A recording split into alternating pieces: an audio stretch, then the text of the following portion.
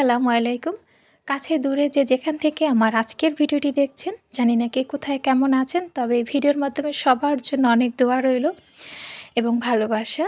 আমি বরিশাল থেকে সাইমার আম্মু আরও একটি নতুন ভিডিও নিয়ে আপনাদের সঙ্গে হাজির হয়েছি এবং আজকের ভিডিওটা কিন্তু একদম আলাদা।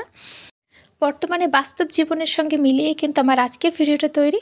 তো আশা করছি আপনাদের কাছে একটু হলেও ভালো লাগবে। তাই অনুরোধ রইল আমার পুরো ভিডিওটি দেখার। এখন যেহেতু শীতের সিজন চলছে, তাই সকাল সকাল কিন্তু ঘুম থেকে উঠে ফজরের নামাজ পড়েছি। তো অবশ্যই সর্বপ্রথম একজন মুসলিম হিসাবে তো তারপরে চিন্তা করলাম, যেহেতু শীতের সবজি বাসায় থাকেই কম বেশি, তাই খিচুড়ি করব সেটাই প্ল্যান করে রেখেছি। তো সকালবেলা কিন্তু সবসময় এরকম প্ল্যান করে খিচুড়ি করা হয় না। তো আজকে কিন্তু আমি সেটাই করেছি এবং রকমারি সবজি নিয়ে আজকের খিচুড়িটা রান্না করব। তাই বসিয়ে দিয়েছি এবং অলরেডি কিন্তু চালটা বলক উঠে এসেছে। এরপরে সেদ্ধ হলেই আমি সবজিগুলো দিয়ে দেব। আর আমার বাচ্চারা, এই যে আমার মা এবং আমার বাবা, তারা কিন্তু বারান্দায় খেলা করতেছেন। তো তাদেরকে খেলতে দিয়ে কিন্তু আমি এদিকে রান্নাটা সেরে নিচ্ছি এবং সবসময় এটাই হয়, ওদেরকে নিয়ে আমার আসলে খুব একটা বেশি সমস্যা হয় না। যা একটু একটু হয়, একজন মা হিসেবে সেটা মানিয়ে নিয়েছি, যেহেতু এখন দ্বিতীয় বাচ্চার মা হয়ে গেছি। আর এই যে সবজিগুলো দিয়ে দিয়েছি একদম আমার খিচুড়িটার ভিতরে, আপনি কি বলবো, মানে ক্যামেরায় কতটা বোঝাতে পারছি জানি না, বাট অসম্ভব সুন্দর লাগছে দেখতে। তো রান্না করতে করতে আমার একটা কথা আপনাদের সঙ্গে শেয়ার করি।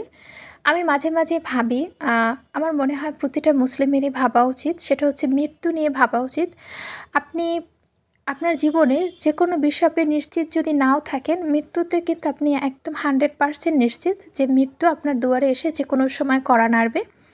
আপনি যে খাটটা এখন শুচ্ছেন সেটা আপনার হয়তো শখের বানানো, কিন্তু আপনি মারা যাবেন, দেখবেন সাথে সাথে আপনাকে যত দ্রুত সম্ভব সেই খাট থেকে নামিয়ে ফেলবে এবং আপনাকে কিন্তু হয়তো, আমি এখন সাইমার মা, অন্য কেউ সেই নামে আর ডাকবে না, সঙ্গে সঙ্গে আমার নাম উদ্ধার হয়ে যাবে। হ্যাঁ, এবং আমার সবথেকে কাছের যারা আছে, তারা দেখাচ্ছে আমাকে, যারা আমার পাশে আসতো, বসতো, কথা বলতো, তারা কিন্তু আমার সঙ্গে তখন আমার ফেসটা দেখতেও তাদের ভয় লাগবে। অন্য কাউকে বলবে যে একটু মুখের কাপড়টা সরান, তাই না? তো এইভাবে কিন্তু আমি মাঝে মাঝে ভাবি, মৃত্যুকে খুব কাছ থেকে উপলব্ধি করি এবং নিজের চলতি জীবনে, সেটা ছেলেমেয়ের ক্ষেত্রে হোক, স্বামী, সংসার বা সংসারের বাইরে যেসব মানুষগুলো আছেন আশপাশের, তো প্রতিটা মানুষের ক্ষেত্রে কিন্তু আমি আমার সেই যে একজন মুসলিম হিসাবে মৃত্যুর পরের দিনগুলো মনে রেখে আমি আমার জীবনের চলাগুলো সবসময় খেয়াল রাখি, যেন আমি কারো উপকার হয়তো করতে পারবো না, কিন্তু আমার দ্বারা যেন কারো কোনো ক্ষতি না হয়। কিন্তু কি হয় বলুন তো, চলতি পথে আপনাকে এমন এমন কিছু মানুষের সম্মুখীন হতে হবে, আপনি না চাইতেই তারা আপনাকে প্রচণ্ডভাবে আঘাত দিয়ে দেবে। আপনি হয়তো ভাবতেও পারবেন না যে এ কীভাবে এই কাজটা করলো। কিন্তু দেখেন, আপনি এরকম একটা কথা আছে যে আপনাকে যদি কেউ বিনা কারণে গালাগালি করে, সে যে কোনো বিষয়ই হোক, তখন কিন্তু আপনি যদি চুপ থাকেন, তখন আপনার কাঁধে যে ফেরেশতা থাকে, তারা নাকি তাকে সে প্রত্যেকটা কথার জবাব তারা তাকে দিয়ে দেয় এবং সেটা অভিশাপ হিসেবে যায় তার দিকে। তো একবার ভেবে দেখবেন যে আপনি যদি তাকে পাল্টা জবাব দেন, আপনার থেকে আপনার ফেরেশতা যদি তাকে তার সেই কথাগুলোর জবাব দিয়ে দেয়, সেইটা উত্তম না আপনি যেটা দেবেন সেইটা উত্তম? তো ওই জিনিসগুলো যখন ভাবি, তখন অটোমেটিক মাথা ঠান্ডা হয়ে যায়। যে কোনো পরিস্থিতি আসলে, যদি একটু ইসলামিকভাবে ভাবেন, নিজেকে ওইভাবে গড়ে তোলার চেষ্টা করেন, দেখবেন একদিনে তো সম্ভব না, একটু হলেও কিন্তু সম্ভব। তো এভাবে আসলে চেষ্টা করি। বাকিটা আসলে আমরা তো সবাই ভুল ত্রুটির কেউই ঊর্ধ্বে না। সবাই ভুলের ভিতরে। তারপরও আপনি যদি ৫ ওয়াক্ত নামাজ এবং কোরআন তেলাওয়াত যখন যেটুকু পড়বেন, অর্থ সহকারে পড়বেন। আপনি বোঝার চেষ্টা করবেন যে আল্লাহ কী বলেছেন, আল্লাহ কী বুঝাতে চেয়েছেন আমাদেরকে। আপনার খাওয়া-দাওয়া থেকে প্রতিটা ক্ষেত্রে আপনি যদি তাকে স্মরণ করে মেনে তারপরে চলার চেষ্টা করেন, হয়তো পুরোপুরি না পারলে আপনি কিছুটা হলেও নিজেকে পরিবর্তন করতে পারবেন। আপনি পাপ হতে নিজেকে দূরে রাখতে পারবেন। তো একজন মুসলিম হিসেবে আমি মনে করি সবার এটা প্রয়োজন। আমি কিন্তু কথা বলতে বলতে অনেক কাজ করেছি। তো কাপড়-চোপড় রোদ দেওয়া দেখেছেন, তারপরে রান্না করেছি। তো রান্না করেছি সেটা আর কি বলবো, সেটা তো দেখেই বুঝতে পারছেন, মূলা আর ডাল করেছিলাম এবং সেই সঙ্গে মাছ করেছি। আর এখন ধোয়া পাল্লার কাজটা সেরে নিচ্ছি। তো কাজ কিন্তু আসলে বাচ্চাদেরকে নিয়ে যে একদমই কষ্ট হয় না তা না, আমার কিন্তু কষ্ট হয়, অনেক কষ্ট হয় বাচ্চাদেরকে নিয়ে। কিন্তু সবকিছু যেহেতু একা সংসারের সব কাজগুলো করি, তাই আমার এখন অভ্যাস হয়ে গেছে। আমি জানি আমার কাজগুলো কিভাবে করতে হবে, কখন করতে হবে, কিভাবে করলে আমার সংসারের কাজগুলো আমার জন্য সহজ হবে। তো সেইটাই কিন্তু আমিও করি। তাড়াহুড়ো করে কাজ করার কিন্তু আরও একটা কারণ আছে, সেটা তো বলিনি।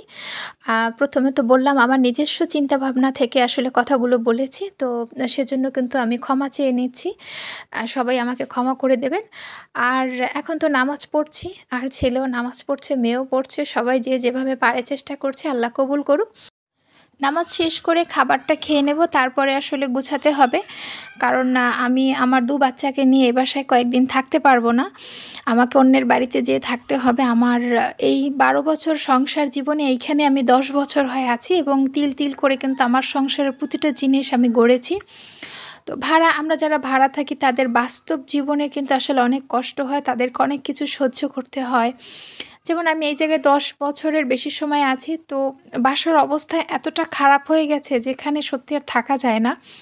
এবং পাশে একটা বাসা খালি আছে, তো পাশাপাশি আর কি ইউনিট, পাশের ইউনিটটা খালি আছে। তো আমাদের যে বাড়িওয়ালা আন্টি সে বলল যে, যেহেতু খালি আছে তোমরা তোমাদের মাল জিনিসগুলো ওই সাইডে রাখো, আমি তোমাদের বাসাটা তাইলে রং করে দেই, যেহেতু খাবারে বালু পড়ে, বিছানায় বালু পড়ে, একদমই থাকা যায় না। তো আমরা রাজি হয়ে গিয়েছি। তো সেই অনুযায়ী আসলে সব মাল জিনিস যতটা সম্ভব ওই পাশে নেব এখন। ছেলেকে ঘুম পাড়ানোর চেষ্টা করছি, সে ইদানিং দোলনায় ঘুমিয়ে যায়। তারপর এখান থেকে উঠিয়ে নিয়ে তাকে খাটে শোয়াই। আর আমি কিন্তু এখন সন্ধ্যা হয়ে গেছে, চা করছি। চা খেয়ে কিন্তু বাকি যে গুছকাজ প্যাকেজিংয়ের কাজ সেটা করব, কারণ কালকে খুব সকাল সকাল তাদেরকে রুমটা একবারে খালি করে দিতে হবে, এবং আমাকে আমার ২ বাচ্চাকে নিয়ে আসলে অন্যের বাসায় গিয়ে থাকতে হবে। আর খুব সকাল সকালই বের হতে হবে, তাই যতটা সম্ভব আমি খালি করে নিয়েছি। আর এই হচ্ছে আমার বাসার বর্তমান পরিস্থিতি। সত্যিই কিন্তু খুব ভয়াবহ। আমি আসলে কতটা দেখাচ্ছি বা বুঝাতে পারছি জানি না। এবং এখন কিন্তু সন্ধ্যা, বাট আমি কিন্তু মোটামুটি সব কিছু নিয়ে গেছি। শুধু রাতে খাওয়ার জন্য যেটুকু থালা বাসন দরকার ওইটুকুই আমি রেখেছি। বাকি কিন্তু সবগুলো নিয়েছি। আর পলিথিন দিয়ে যতটা সম্ভব ঢেকে দিয়েছি। এইখানে ফ্রিজটা কিন্তু আমি এখনও মোড়াইনি, কারণ ফ্রিজে কিছু জিনিস আছে ওগুলো আমার একজন আত্মীয়র বাসায় পাঠাবো। তারপর আর এইখানে এই যে আমার খাট, ফার্নিচার যা আছে, মানে এই সেম ওয়েতে প্রত্যেকটা রুমেরটা আমি একদম প্যাকেট করে দিয়েছি। দেখতেই পাচ্ছেন যে খুব খারাপ অবস্থা কিন্তু বাসার। আর ফার্নিচারগুলো নেই কারণ আসলে এত নেওয়া সম্ভব না। আবার তো এগুলো আনতে হবে। তো সেইজন্য আমি পলিথিন দিয়ে এভাবে মুড়িয়ে দিয়েছি। কিন্তু আরেকটা সুবিধা কি, এইভাবে মুড়িয়ে দিলে কিন্তু আপনার ফার্নিচারের কোনো ক্ষতি হবে না, এবং ভিতরে কাচের জিনিসও কিন্তু আমার অক্ষতই আছে। আমি কোনো জিনিস বের করিনি, কারণ আসলে যত কম নিয়ে পারা যায়, আবার যতটা সেফভাবে রাখা যায় ততই ভালো। কারণ রঙের কাজ আসলে খুবই, বুঝতেই পারছেন, অনেক ধুলা বালু, জিনিস নষ্ট হওয়ার চান্স থাকে। তো এভাবে দিলে নষ্ট হবে না। আমার আজকের ভিডিওটা কিন্তু এই পর্যন্তই। জানি না আপনাদের কাছে কেমন লেগেছে। যদি ভালো লেগে থাকে অবশ্যই আমাকে কমেন্ট করে জানাবেন, এবং সেই সঙ্গে আমাকে প্রচুর ভালোবাসা দেবেন।